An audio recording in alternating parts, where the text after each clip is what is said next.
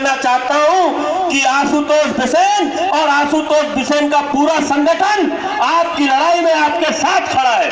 परंतु इस बात का मैं आपसे निवेदन करना चाहता हूं कि किसी भी सरकार को काम करने के लिए थोड़ा वक्त देना पड़ता है, तो निश्चित रूप से मैं आपसे सिर्फ वक्त की मांग कर रहा हूं।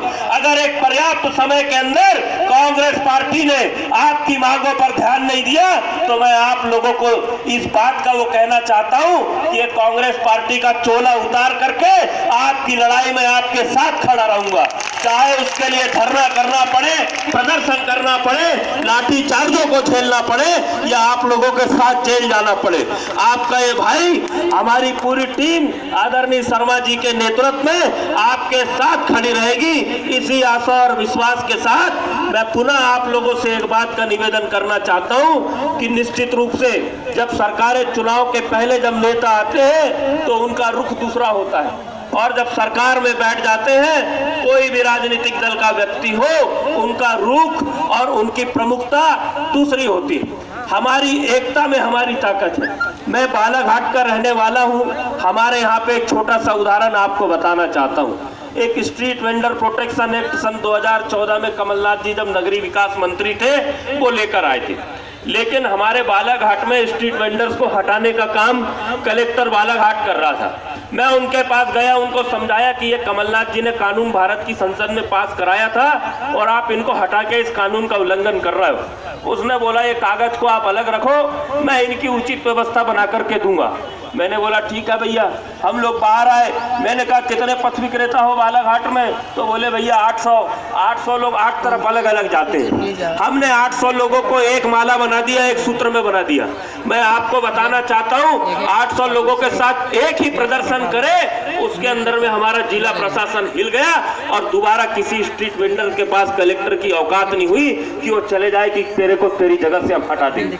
तो मैं तो आपसे सिर्फ इतना निवेदन करना चाहता हूं कि आप लोगों ने ये जो 15 संगठनों की एकता बनाकर रखी है। मैं एक बार गया था चुनाव के पहले, एक बड़ी रैली संयुक्त कर्मचारी संगठन के वो दुबे जी के माध्यम से हुई थी।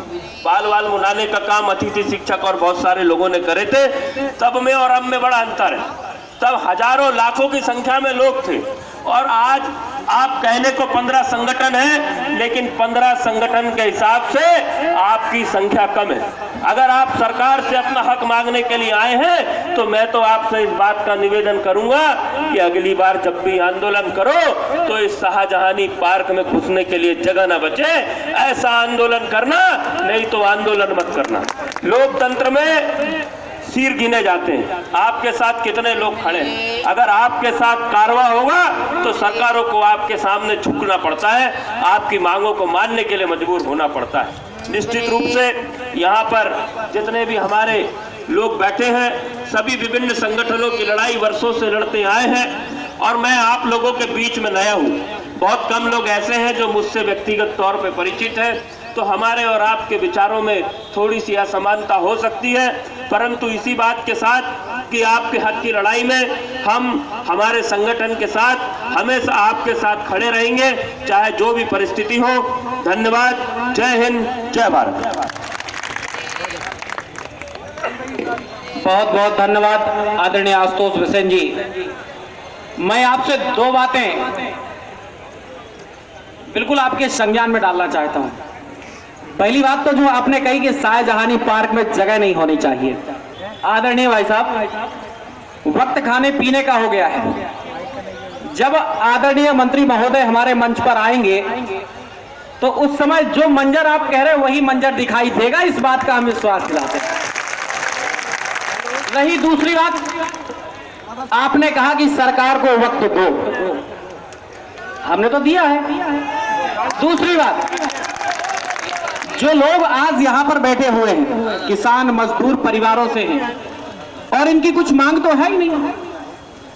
वास्तविकता यह है कि ये कर्मचारी संगठन ये चाहते हैं कि प्रत्येक व्यक्ति का जो रोजगार छीन लिया है या जो रोजगारित हैं उनको कम से कम 10,000 रुपए फिक्स करते हुए ये लिख दिया जाए कि नियमितीकरण तक आपकी सेवाएं यही ऐसे ही रहेंगी, आपके 10,000 मानदेय फिक्स किया जाता है, तो कोई दिक्कत ही नहीं है। एट लास्ट ये कोई मांग है ही नहीं जिसके लिए सरकार को सोचना पड़े या जिसके लिए हम प्रतीक्षा करें। तो मैं आपसे यह निवेदन करता हूं संयुक्त गैर मान्यता प्राप्त संघ की ओर से कि अगर आपकी बात कांग्रेस के एक घटक संगठक के तौर पर माननीय मुख्यमंत्री जी से या माननीय मंत्री महोदय से हो तो उन्हें ये समझाएं कि ये वही कोर बैंक वोट बैंक है जो मध्य प्रदेश में सरकार लाया है, और ये वही कोर वोट बैंक है जो कुछ चाहता भी नहीं है और सब कुछ मिल जाता है। अगर आप मात्र एक कागज का टुकड़ा लिख दें, आदरणीय मंत्री महोदय जी ने कहा था कि गैर आर्थिक, उसमें भी हम स्वीकार करते हैं, हमें नहीं चाहिए आर्थिक, हम 10,000 में अपना भरण पोषण कर सकते हैं, लेकिन 10 तो फिक्स कर दीजिए। जब वही काम हमारी जगह दूसरा व्यक्ति करने लगा तो क्या वो फ्री में कर रहा है? और जब उसको पैसा दिया जाता है तो हमको बेरोजगार क्यों किया जाता है? मात्र इतनी सी बात भाई साहब, बहुत बहुत धन्यवाद। आप हमारे मंच पर आए, हम आपका स्वागत करते हैं। अब धन्यवाद के पात्र हैं आप कि आपने हमारी आवाज सुनी, हमारी आवाज बने। बहुत बहुत धन्यवाद। धन्यवाद हृदेश नायक जी। अगले वक्ता के रूप में आमंत्रित करूंगा प्रांतीय जन स्वास्थ्य रक्षक कल्याण संगठन के कोषाध्यक्ष श्रीमान चंद्रकांत